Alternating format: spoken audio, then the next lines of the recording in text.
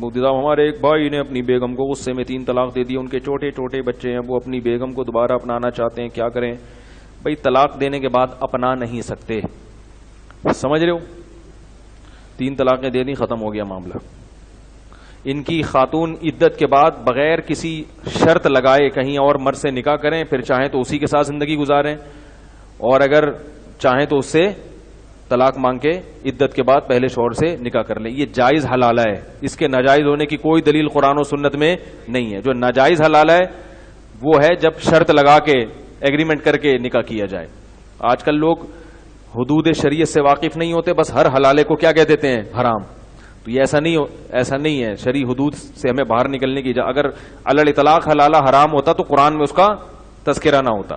بغیر معاہدے کے کسی سے بھی نکاح کر سکتی ہیں, پھر اس کے ساتھ رہیں, چاہیں تو اس سے طلاق مانگ لیں, وہ اپنی خوشی سے دے دے ٹھیک ہے, نہیں دے دے تو کوئی زبردستی نہیں ہو سکتی. اور اگر وہ طلاق دے دے تو عدت کے بعد جہاں چاہیں نکاح کریں. اس جہاں چاہیں میں پرانا والا بھی ہے, اور کوئی اگر نیا والا مارکیٹ میں اس وقت تک پیدا ہو چکا ہو تو وہ بھی ہے, تو جہاں چاہیں نکاح کریں. اگر میں کہیں فرض, یہ لوگ کہتے ہیں کہ اس میں عورت کا کیا قصور ہے, مرد نے 3 طلاقیں دی ہیں تو اس کو اتنا کیوں پریشان کیا جا رہا ہے؟ تو کون پریشان کر رہا ہے اس کو؟ شریعت کب کہہ رہی ہے وہ اسے طلاق لے کے پہلے؟ شریعت کہہ رہی ہے اس سے نہیں ہوگا, اس نے نعمت کی ناقدری کی ہے, اب اللہ تمہیں واپس جانے نہیں دیتا, اب کہیں اور شادی کرو. بس وہ تو تمہاری اپنی ہیڈیک ہے, تم واپس آنا چاہ رہی ہو. اسلام تو یہ چاہ رہا ہے کہ اب آپ جاؤ کہیں اور شادی کرو, کہیں اور رہو. اب خواتین کہتی ہیں نہیں, جب مجھے پرانا والا اچھا لگ رہا ہے تو یہ تو میرے پر ظلم ہے. بھائی کیوں اچھا لگ رہا ہے؟ جب اس نے اکٹھی 3 دے دی اس کا مطلب اچھا نہیں ہے. ایک خاتون مجھے کہ میرے میاں مجھ سے بہت محبت کرتے ہیں, انہوں نے مجھے 3 طلاقیں دے دی ہیں, غصے میں بہت محبت کرتے ہیں, میں انہی کے پاس جانا چاہتی ہوں. میں نے کہا اتنی محبت کرتا ہے تو کمبخت نے 3 دی کیوں؟ کہ نہیں وہ تو غصے میں دے دی. میں نے کہا جو محبت کرتا ہے وہ غصے میں نہیں دیتا. آپ کو اپنی اولاد سے بہت محبت ہے, غصے میں چاقو مار دیا اس کے. اب کوئی بول رہا ہے یار رو کیوں رہا ہے اتنا, تو نہیں تو مارا ہے. کہہ رہے یار تو غصے میں مار دیا. تو اللہ کے بندے غصے میں محبت ہوگی تو چاقو, ہر گھر میں لڑائی ہوتی ہے, ہر گھر میں غصے بھی ہوتے ہیں. طلاق کا لفظ اس طرح سے نہیں نکالا جاتا زبان سے جیسے آج کل بیٹھے بیٹھے دھاڑ دھڑ نکال دیا. دوسری بات یہ کہ اسلام روک تھام کرتا ہے. قانون جب بھی ہوتا ہے نا, کچھ لوگوں کو نقصان ہوتا ہے, ہزاروں کو فائدہ ہو جاتا ہے.